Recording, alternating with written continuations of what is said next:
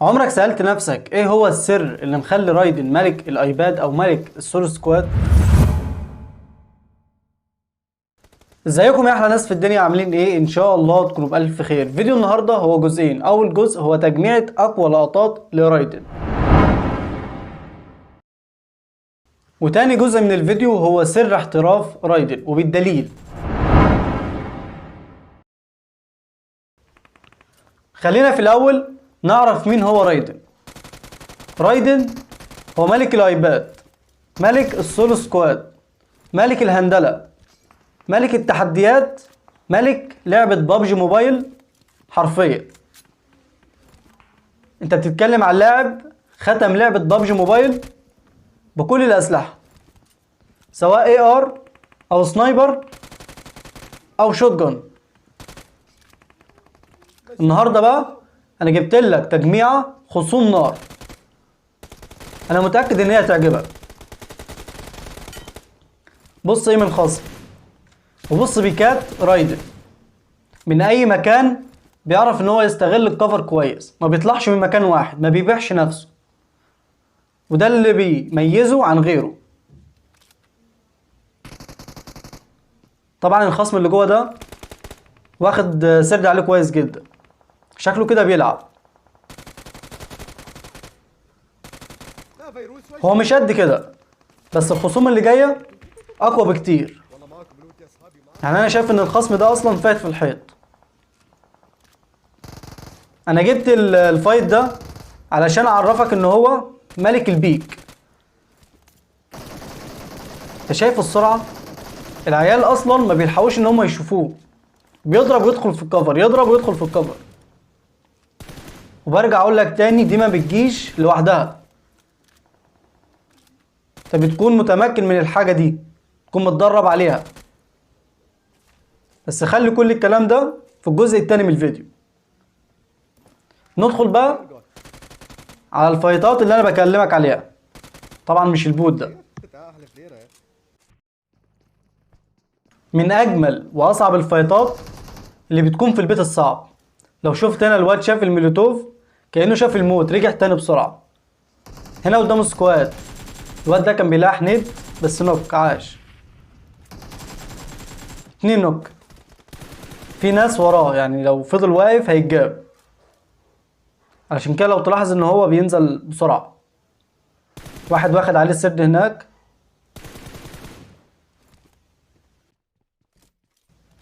حرفيا انت هتلاقي البيت دلوقت بيت رعب. الواد اصلا ما سمعوش من النادي اللي رماها. كده واحد نوك، في عيال تاني اصلا تحت. الواد ابو البكيس ده شكله كده علق، حتى وهو مولع من الميلوتوف بيضرب برضه. كده قلت سكواد وايب ما خدش معاه دقيقة.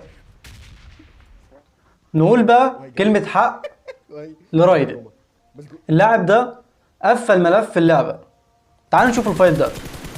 المفروض دلوقتي عربية جاية، سكواد كامل داشين على واحد بيلعب سولو سكواد.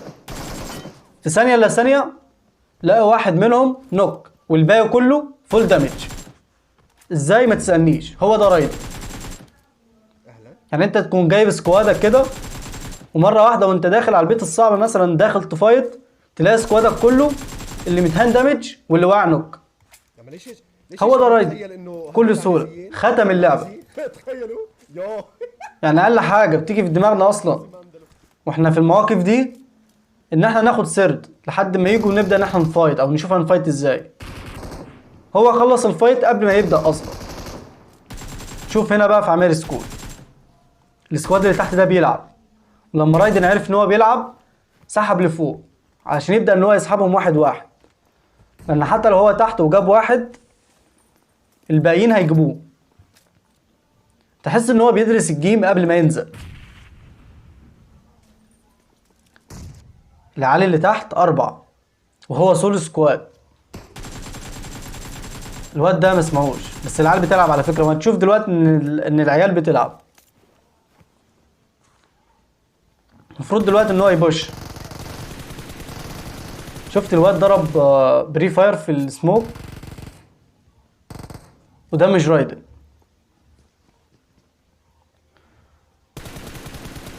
ما بيجيلكش من حته واحده، بيرازيك، اللي هو مش هيخليك تعرف انا جاي منين. ما العيال دول 3 ولا 4؟ لو 3 هو كده باقي واحد. الواد ابو اليوز ده بيلعب، ده مش رايدن. شوف الدمج، والله الواد بيلعب، تحركاته حلوه، يعني هما الاتنين يعتبر نفس التحركات. مش مخلي رايدن اصلا ان هو يهيل.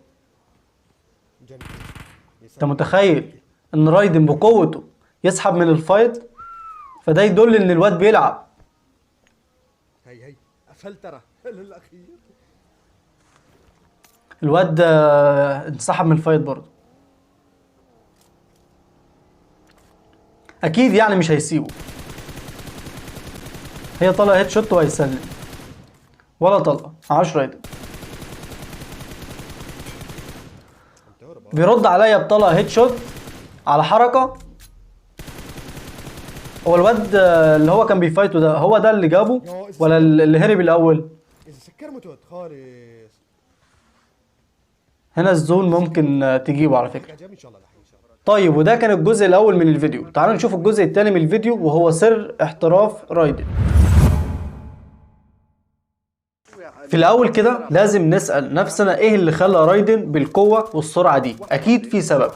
اول سبب معانا لو ركزت في الفيديو اللي قدامك هتلاقيه رايدن بس من سنة فاتت، ولو ركزت تاني هتلاقي ان رايدن ما نزلش اي فيديو تاني في التدريب. طب هل ده معناه ان رايدن مش بينزل التدريب او ما بينزلش يتدرب؟ اكيد لا، بس هو حابب يفاجئك بمستواه، لانك لو شفت رايدن وهو بيتدرب انت هتتعلم كل حاجة هو بيعملها، وبالتالي كل حاجة رايدن بيعملها في الجيم هتكون عادية بالنسبة لك جدا لانك متعود عليها ومتدرب عليها، غير لما انت تشوفها مع رايدن في الجيم لأول مرة، وده اللي عايزه رايدن.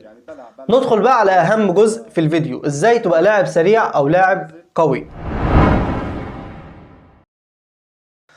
اول حاجة لازم تعرفها ان اي حاجة انت عايز توصلها اكيد هتوصلها، بس بالتدريب والاستمرار وباذن الله طبعا. ففي 5 تدريبات هقولك عليهم هينقلوك لليفل تاني خالص، بس تتدرب عليهم كل يوم حتى لو تلت لنص ساعة في اليوم، وصدقني بعد اسبوع بالظبط هتشوف الفرق بنفسك. ندخل على اول حاجة وهو الايم. لازم تكون عارف ان الحساسية بتتحكم في نص لعبك، يعني لازم تنزل تتدرب على الحساسية وتخلي حساسية الكاميرا اكبر من حساسية الاي دي اس من 10 ل 20. يعني لو حساسية الكاميرا 100 هتخلي حساسية الاي دي اس من 80 ل 85. تاني حاجة السرعة. لازم الحركة بتاعتك تكون سريعة، لانك لو واجهت خصم وشاف حركتك سريعة غير لما يشوف حركتك زي البوتات، فانت هتزود سرعة حركتك بالطريقة دي.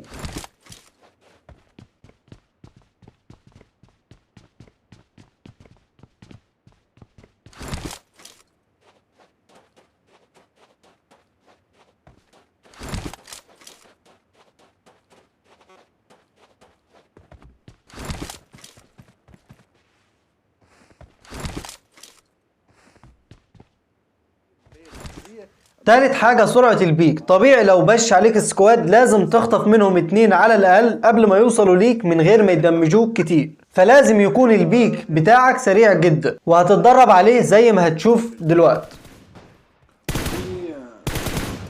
البيكات بدون سكوب هاي للاشخاص القريبين. اخواتي خلينا يعني هاي مثلا اذا في واحد ضدي خلينا نشوف هاي.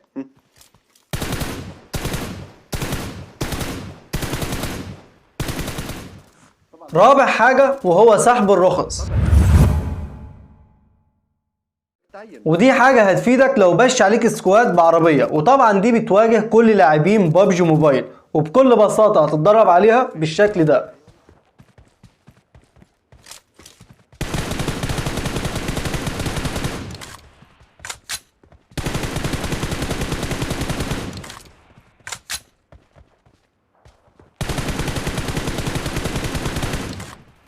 خامس حاجة واخر حاجة واهم حاجة وهو الدوج. في الاول كده لازم تكون عارف ان الدوج من غير كراوتش جامد جدا، لكن انت لو متعود تعمل دوج مع كراوتش فجامد جدا برضه. هقولك تتدرب على الاتنين ازاي. اول حاجة هتيجي عند المكان ده وتبدأ ان انت تتدرب بالشكل ده.